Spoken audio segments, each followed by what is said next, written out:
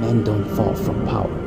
They fall into it. They fall into the hole that was already inside of him. Power just gave him the shovel. Now, I want to be very clear. The danger is not power itself, because power is neutral. It's a tool, a force, an amplifier. The danger is who holds it and what part of them is in control. This is where most men fail. They think because they have intelligence or charisma or a noble mission that they are ready for power.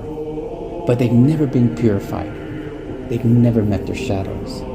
And they've never crucified their ego. So when they rise, it's not their higher self that takes the throne. It's their shadow. The part that wants the applause, not accountability. And the part that wants to be God, but without the sacrifice.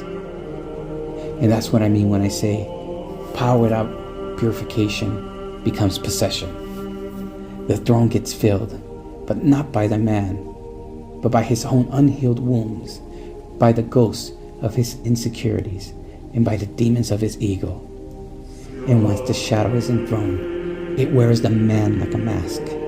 He looks the same, he talks the same, but something's changed. He no longer listens. He no longer bleeds, sacrifices. He no longer kneels. He becomes untouchable and eventually unbearable.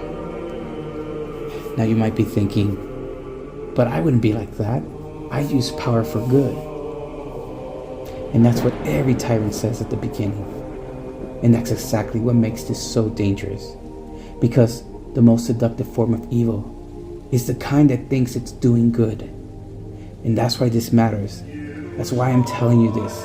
Not to scare you, but I want to prepare you. Because if you're watching, reading, or listening to this, you feel what I'm saying deep in your gut. And you're probably one of the few men being called to power. Not the fake power of popularity or followers, but the real kind, the divine kind, the kind that reshapes history. And I need you to understand, if you want to rise, you must descend first. If you want the throne, you must face the pit. And if you want to lead others, you must conquer yourself first. This is the law, and no one can escape it. You can either confront your dark shadows now, or let it devour you later. Because at the end of the day, power doesn't corrupt. It just reveals. And if you haven't done the work, what it reveals will destroy you. So before we talk about becoming Christ, before we talk about the sacred tea, before we talk about divine power, we need to talk about you, your wounds, your archetypes, your shadows, because no man is ready for the throne until he's nailed before his own demons and then crucified.